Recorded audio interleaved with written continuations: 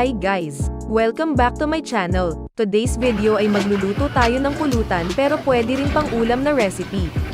Simple lang ang mga ingredient ko dito. Bell pepper, sibuyas, bawang at snow peas. Pwede nyo rin lagyan ng sili kung gusto nyo ng pulutan.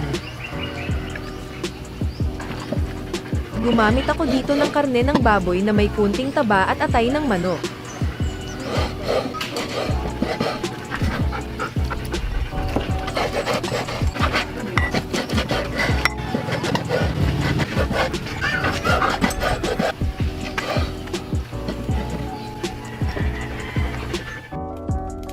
Painitin na ang ating kawali.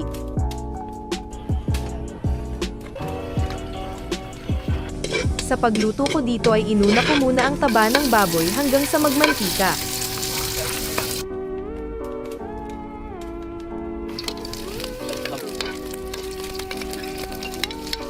Sunod ay igisa na ang ating bawang, sibuyas at ang ating karne.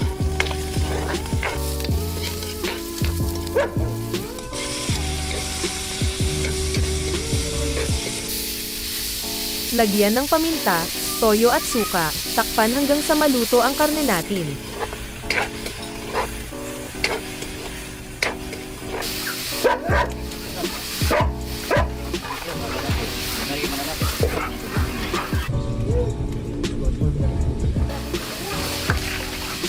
Tapos ay lagyan na ng oyster sauce, kunting tubig at magic sarap.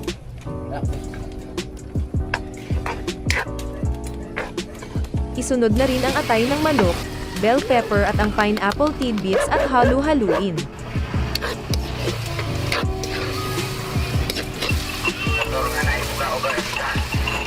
After 3 minutes ilagay na rin ang snow peas at hayaan lang maluto ito. Ayan, tapos na ang ating recipe.